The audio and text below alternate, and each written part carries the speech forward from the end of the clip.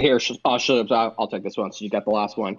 In a lengthy 14,000 word Medium post, Doom Eternal composer Mick Gordon accused of id Software's executive producer Marty Stratton of lying about the official soundtrack's shoddy release and throwing him under the bus as the cause for its poorly mixed tracks.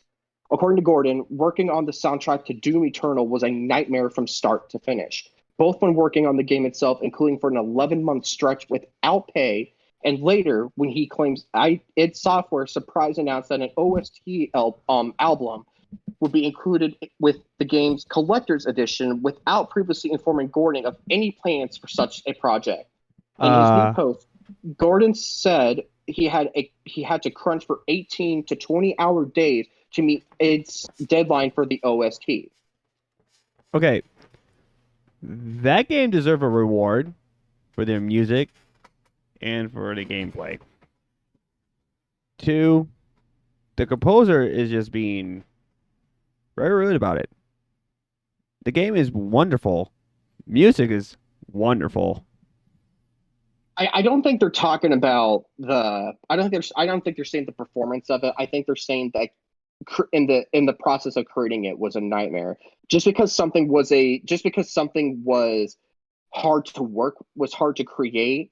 That doesn't mean that just because it was hard to create, that doesn't mean it wasn't bound for success. Papers like my capstone paper, that thing was a nightmare to work on because I spent probably 6 to 8 hours a day in the psychology lab working on a paper where I could have been in my dorm with my fraternity brothers or just simply just chilling out because I have like 2 to 5 classes a day each day, and plus I held a chairman a vice president position on the exec board in my fraternity too. On top of that, so but just because it was a nightmare to do, that doesn't mean that it sucked. That's not what they were saying. They're saying that even though it was successful, the process of it was very, very hard for them.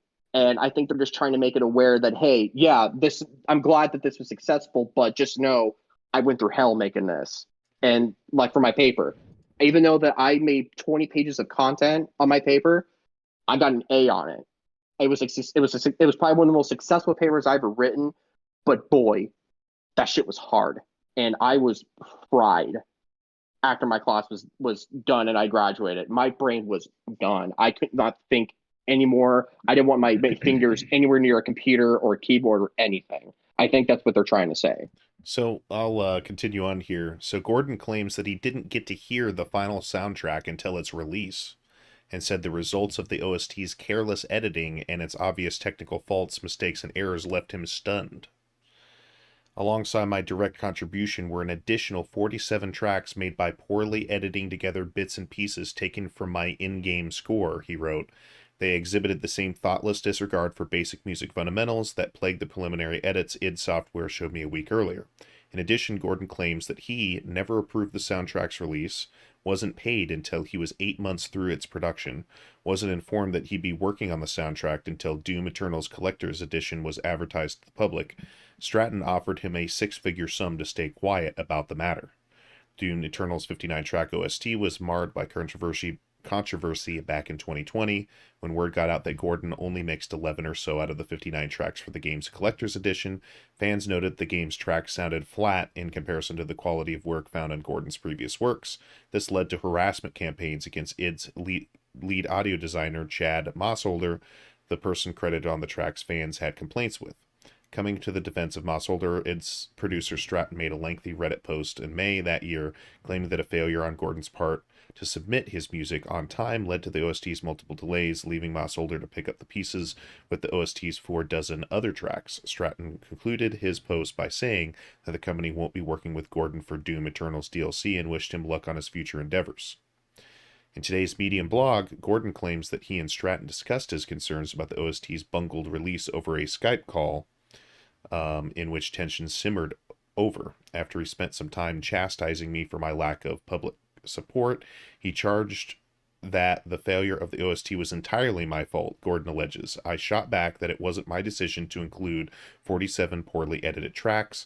I hadn't even heard their final album before release. He directly accused me of failing to take ownership and insisted I take full responsibility or full public responsibility. I countered there was absolutely no way I would take the fall for something I didn't do, despite allegedly clearing up the air with one at the end of the call, and at Stratton's suggestion, agreeing to publish a joint statement about plans to fix the album. Gordon says Stratton decided to then make his widely seen Reddit post that blamed the OST's lackluster condition largely on Gordon.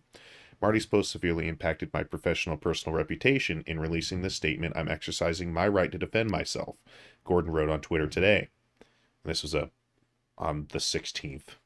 Or, let's look up here. Well, it was updated on the 16th. This is just prior to the 16th, is my guess. At 4:20 p.m. Nice. Right. It is a defense, not an unprovoked attack, issued with extreme reluctance only after all other attempts to resolve the matter have failed. So Kotaku reached out to Bethesda for comment. This statement is not an excuse for a hate campaign, Gordon wrote at the end of his Twitter thread. Acts of hate dished out online won't result in any positive change. It only makes things worse. And here's an update. Bethesda has released a statement that strongly objects to the claims made in Gordon's open letter, saying his post mischaracterized and misrepresented id Software and incited harassment and threats of violence against the team. The game developer also stated it has full and complete documented evidence to disclose an appropriate venue as needed. So let's look at their statement real quick. Wow, even I think this has been a doom conversation. I don't know why that's up there, but Go away. Tired of pop-ups? Here's an annoying ass Right, pop-up. right. Fuck, man. The Wanna recent break from post the ads? God damn you, Elon. The recent post by Mick Gordon both mischaracterized and misrepresented the team at id Software, the development of Doom Eternal, Marty Stratton and Chad Mossholder, with one-sided, unjust account of an irreparable professional relationship. We are aware of all the details and history in this matter and unequivocally support Marty, Chad, and the team at id Software. We reject the distortion of the truth and selective presentation of incomplete facts. We stand ready with full and complete documented evidence to disclose in an appropriate venue as needed. The statements posted online have incited harassment and threats of violence against Marty, Chad, and the id Software team. Any threats or harassment directed towards members of our teams will be met with swift and appropriate action to protect their health and safety. We remain incredibly proud of id's previous collaborations with Mick Gordon and ask that fans refrain from reaching conclusions based on his account and, more importantly, from attacking any of the individuals mentioned on either side, including Marty and Chad or Mick. I'm just saying, if they have the evidence, then let's see it, because he's got 14,000 word document.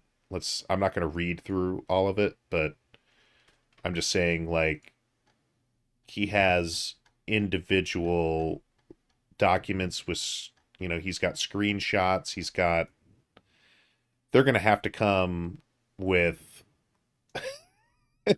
like, that how is long it a took me to lot just scroll of forward on documents. that. You know what I mean? Like a This is lot of absurd. documents. So this is something I'll say about this whole scenario. I think that one, Mick Gordon is most likely in the right here. But I think what resulted in this happening is Mick Gordon like having to work with a major like game studio like id and the way that they do their work. You know what I mean? Like it's basically nothing's complete until it's suddenly complete. And they probably like the way that their workflow works. More or less required him to be a little bit more flexible, I think, as far as how he provided music. And there was a lot of things that were going to probably be up in the air. And I think it's just like the working relationship that they had just wasn't as organized as he's probably used to. If that makes sense. But yeah. Yeah. I'm just saying that but he's done a lot of scores for a lot of other like major games too. So I mean, he's not new to making music for games either. So I mean, he wasn't lying on having, so I mean, at least because some people say, yeah, I got evidence, but then don't actually, ever show it. So at least he followed through with what he said. So we'll give him that. No, Mick followed through. So Mick Gordon, the composer, this is his 14,000 page Yeah, that's what I essay, meant to say. Mick but Gordon. That's what I said. That's what I meant. Sorry. id Yeah. Sorry for hasn't come forward with misunderstanding. anything. Id is just saying, yeah, we got evidence, but they don't have shit. Like they Yeah, I meant Mick Gordon. That's what I meant, not it. I'm sorry. right. I You're meant fine. Mick Gordon. No, it is doing exactly what you're saying. Yeah, they're saying they have evidence too, but they haven't showed anything. Right. Yeah, no, I was referring to Mick. No, I agree with Schloops here that he's more on the right here. Because I mean, it looks like that he just got completely dicked by id, and they were just being completely unreasonable with their standards, and he's showing screenshot after screenshot after screenshot after screenshot of what's going on here. So at least he's being more transparent than the company that he's battling against, if you will, it is. So I think that just goes to show that hey, I mean, that's just how these big companies are. I mean, they talk the big game, but when it comes to it, they claim they have evidence, but they don't. It's like with Trump saying like, yeah, I pay taxes, yeah, I got my tax returns and all that shit, but never shows them. So Evidence if you never, schmevidence. I think any evidence that id's going to have is just going to show that they had a working relationship with Mick Gordon, but it's not going to tackle any of the like issues that he's brought up in this 14,000 character document or whatever. Mhm. I don't think they're gonna have anything counter to what he is saying, like actually transpired, and Right. they're just gonna basically be like, "Yeah, we're a game company, very like agile schedules or whatever," and it just ended up not being a good working relationship. I don't. The fact that anybody's trying to put blame on anybody else is where I think the biggest problem is here, and that's all Gordon's trying to do is like, yeah, don't come out and say that I'm a difficult person to work with or like try to like one attribute my name to this product that you release, which because the problem isn't the game audio. He is the producer, um he worked on the game audio, and then they took a lot of his like riffs and or tracks that he made for the game, and then tried to make T out of it. So the issue really comes with the OST that came after that, because it's not exactly the same as what was in the game. Right. Mhm.